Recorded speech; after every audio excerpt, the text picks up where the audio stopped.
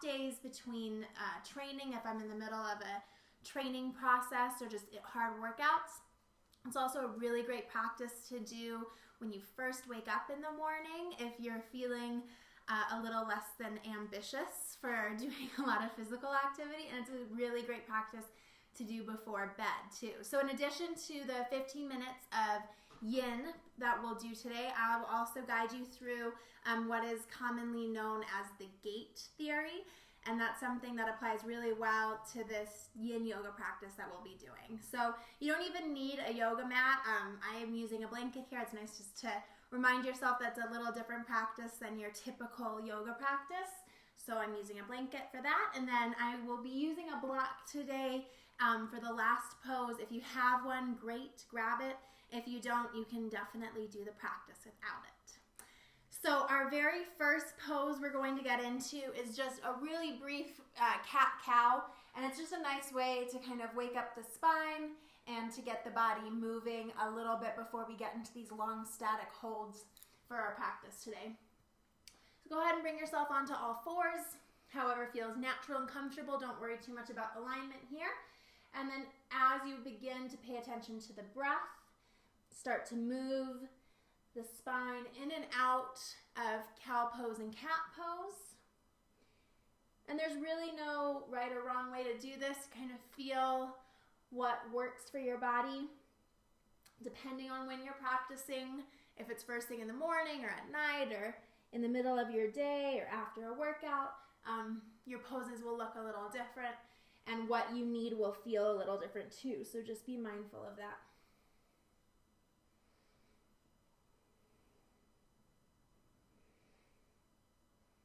So when I practice yin yoga, to me it's really a great way to surrender, to let go of the need to control things, the need to feel like things have to be a certain way or it's wrong, right? Sometimes in a regular yoga class we get so caught up in alignment that we forget to just be present in the practice and to really just feel what's happening. So yin is really nice for that. And there's no rush to get into the poses because we'll be holding them for about 3 minutes each pose today.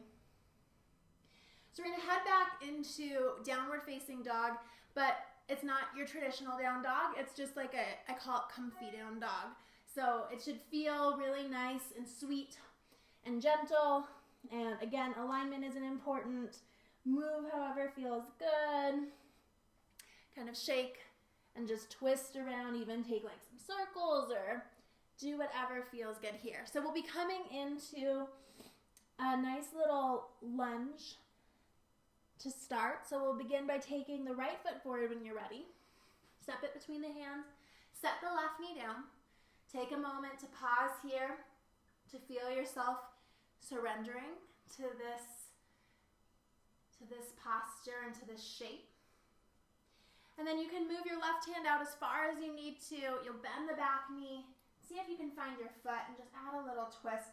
And if that feels like too much for today, you can do the pose just here, holding it in this lunge position.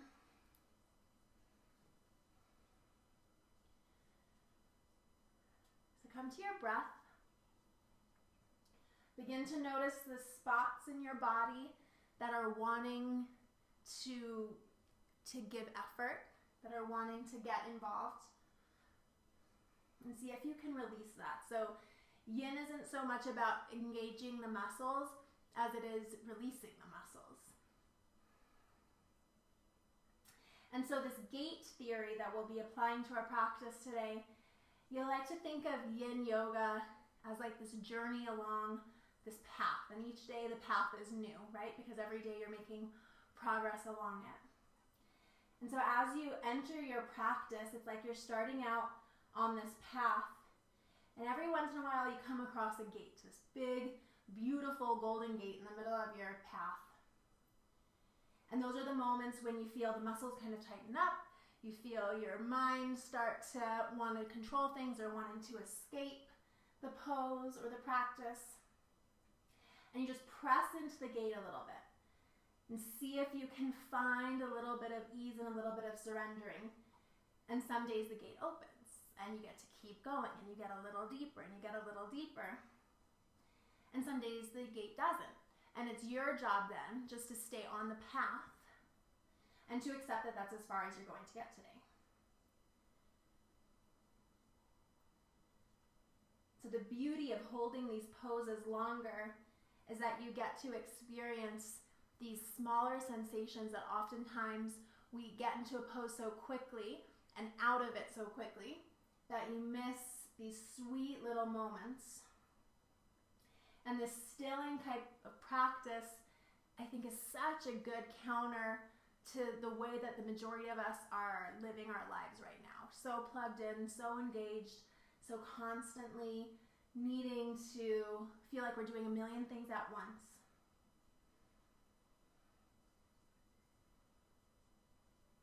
Just 15 minutes, and it's like a sweet little meditation. So good to release in your body, and you can feel yourself, hopefully, right, as you press into the gates. Even just now, I just felt myself, give in a little more, right? I was holding into my hip, and then just kind of keep melting in. Got about 3 more breaths here.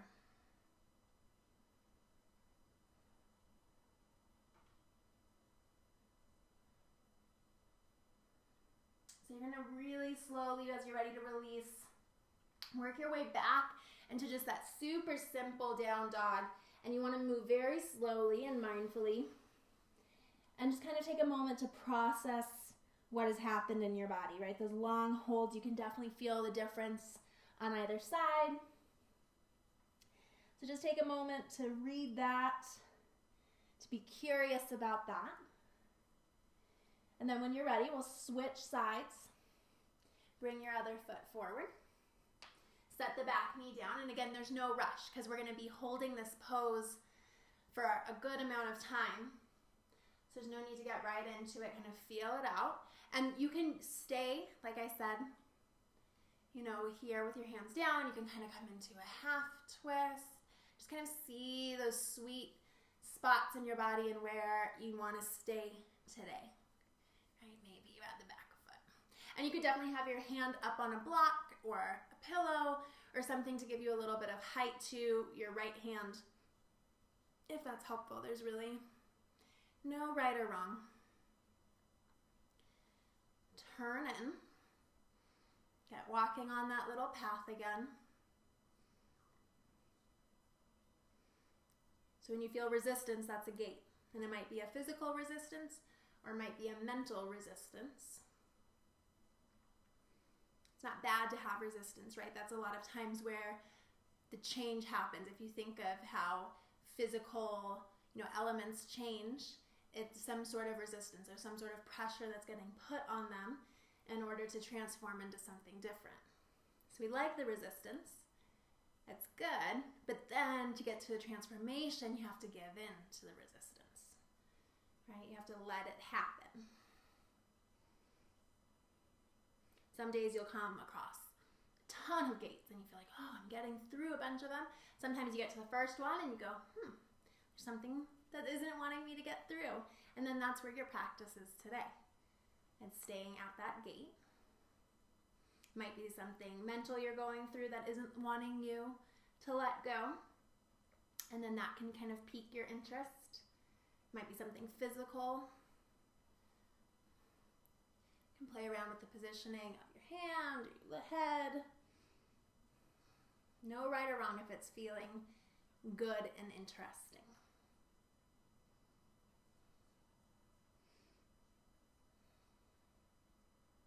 The breath should stay nice and smooth and easy. So at no point should you ever feel like there's a forcing happening as you practice. Sweet and simple surrender.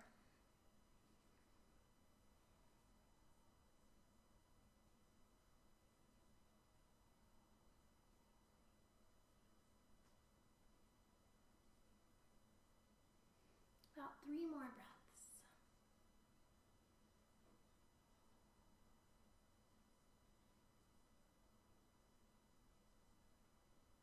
And then again, nice and slow when you're ready to release. feel like this is, like the poetry of yoga, this slow movement. Sometimes we like our practice to be fast and vigorous. Those are like our cha-cha, salsa days. Some days it's just these slow, sweet poetry readings.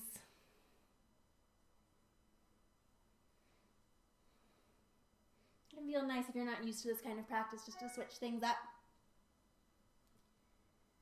Okay, so the next pose we're going to come into, in a lot of types of flow yoga, this pose is pigeon, but the way we set it up is very different. So in yin yoga, they actually call it sleeping swan pose because it's a different way of getting into it. So you're going to take your right knee and just slide it between the hands. And unlike a lot of times in your other styles of yoga, when you work really hard to try to get your shin parallel with the front edge of the mat, we don't do that. That puts a lot of strain on the knee and the joint. So you actually keep your heel in really close to your pubic bone or to the left hip, and you just let the left leg slide back. So you can let the top of the foot come to the mat, and then you work your way down, and there's no right or wrong way to get down, right? You might come more over to the left and let yourself kind of rest here. It might be right on top of the leg. You might twist to the right.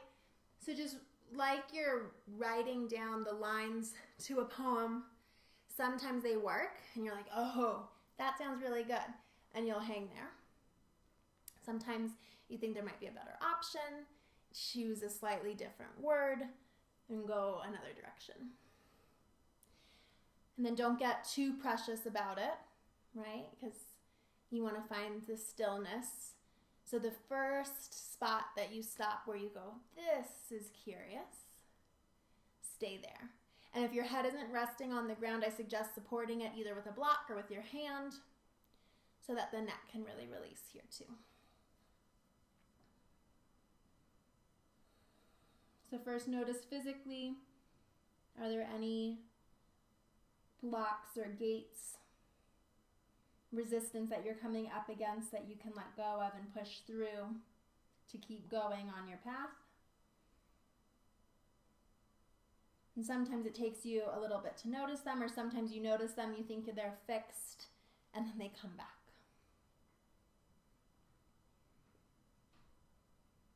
And then once you get fairly comfortable physically, you can start to address some of those mental resistance. So it's a false idea to think that the mind is going to be completely still. You're human, you will have thoughts. We all do. That's the idea of surrendering to the thoughts, so just letting them come to your mind and then you just let those thoughts go. So there's no clinging or attachment. There's no effort physically or mentally.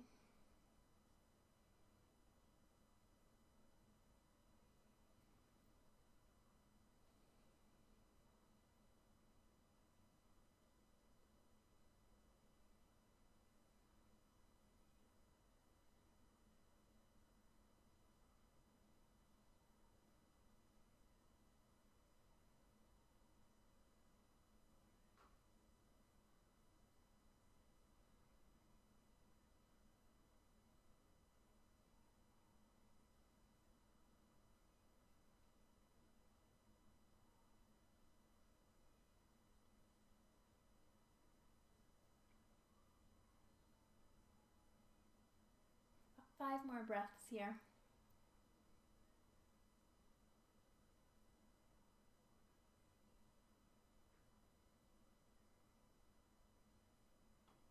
As you finish your 5 breaths, or as you're ready to exit the pose, again, very slowly, almost like you're moving through honey, coming up, just stretching back into some kind of very simple, I don't even like to call it down dog, because I don't want you to think any of those alignment issues.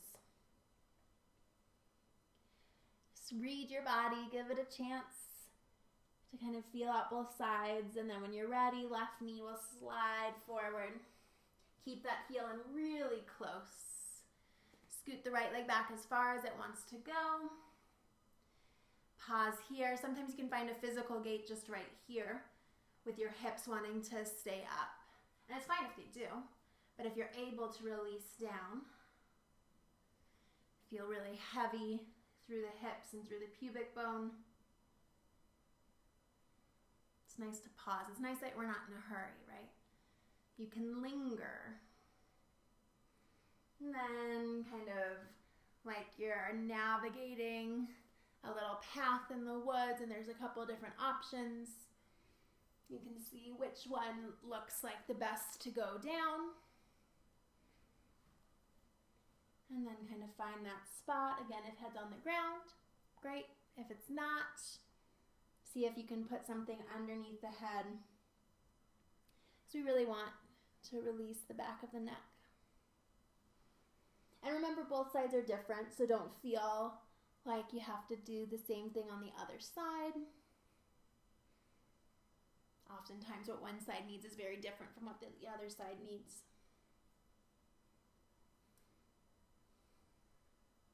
What can you relax physically? Maybe in your face, maybe in your hips or around the shoulders and the heart. I think a lot of times in these poses we tend to protect the heart because getting into the hips can be emotionally vulnerable. So can you let the heart melt down? So the back of the heart moving to the front of the heart and the front of the heart just kind of dripping down into the earth. And as you do that, you can feel the hips start to let go. It's like the heart gives your body permission.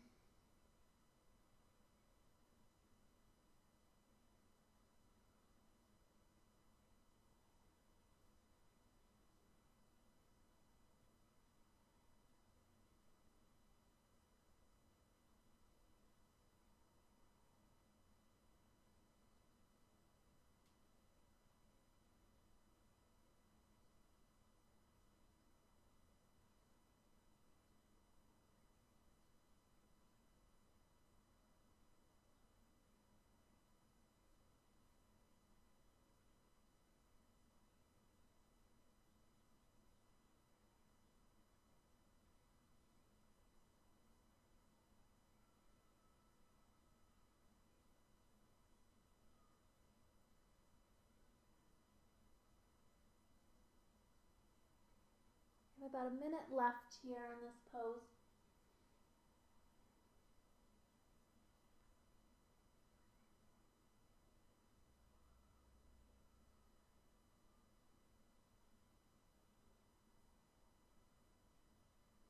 In these last few moments, what can you do that can help you surrender physically and mentally to the state you are in?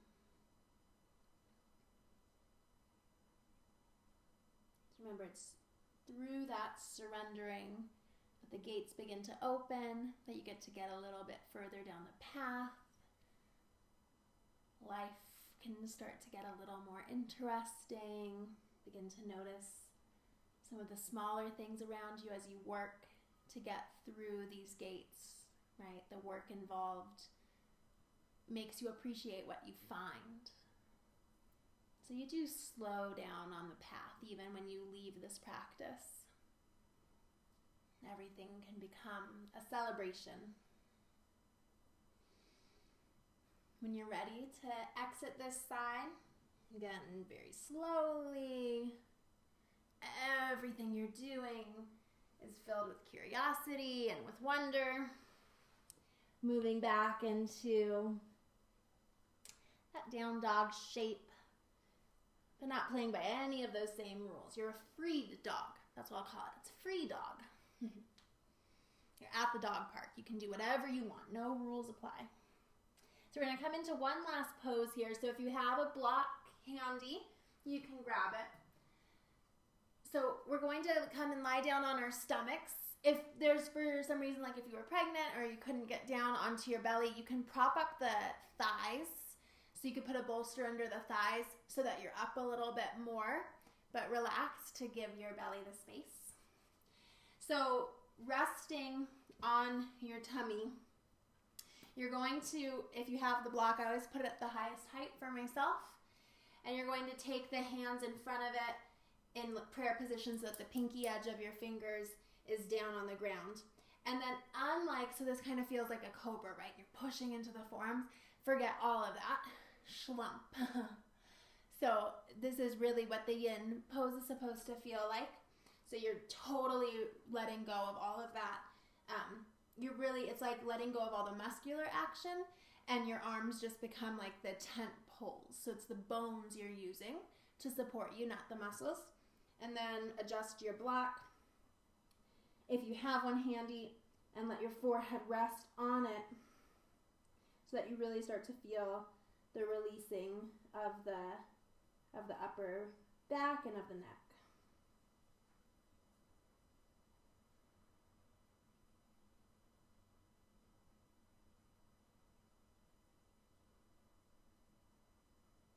Check in physically.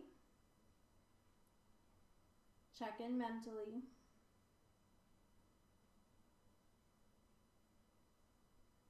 Start to envision yourself walking down the path. Any gates you come across, lean into them. So it's not like a breaking down the gate, it's a leaning into it, so surrendering into the gate and seeing if by doing that it opens. And not caring so much about the outcome either, because you're on the path and you're not in any hurry. So if the gate opens, great, go explore. If it doesn't, fine. There's a lot of beauty around you right there.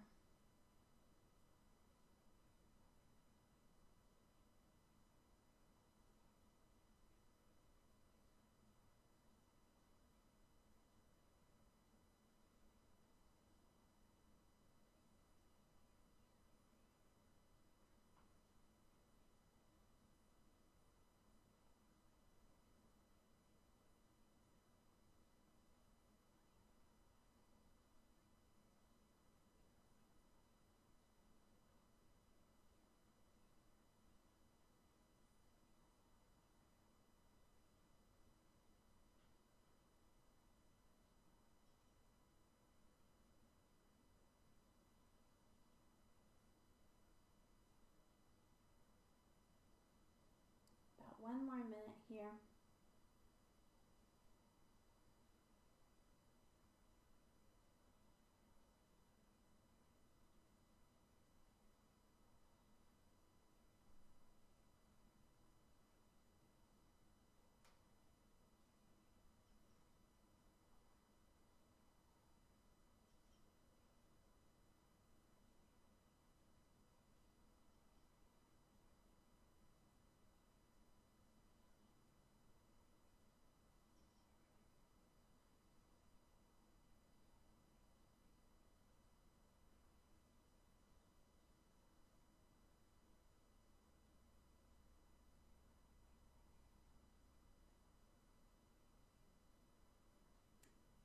As you're ready, if you have the block, go ahead and remove it. I want you just to take a moment lying down flat on your stomach. You can turn the head to either side if that's more comfortable, or forehead on your hands.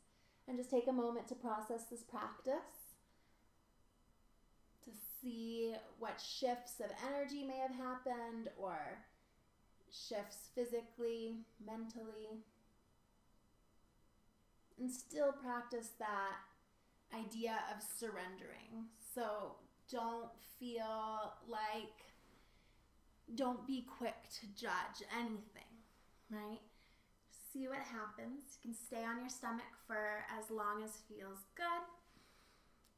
When you're ready to exit, just come up nice and slow. Take a moment. Remind yourself that sometimes it's good to pause. Sometimes it's good to evaluate what is happening at a slower pace, and to do one thing at a time. So I really appreciate you guys practicing with me today. I want to know what you thought of gate theory, if you've heard about it before, if it's helpful in your practice, maybe what your experience was doing that. So if you want to comment below, I'd love to get into a little conversation about what that theory means to you, and if you liked it or not. So I look forward to seeing you again soon. Be sure to check into yoginiology.com.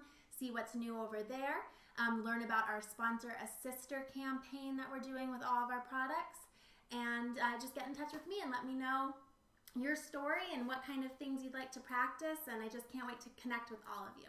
Have a great day, guys.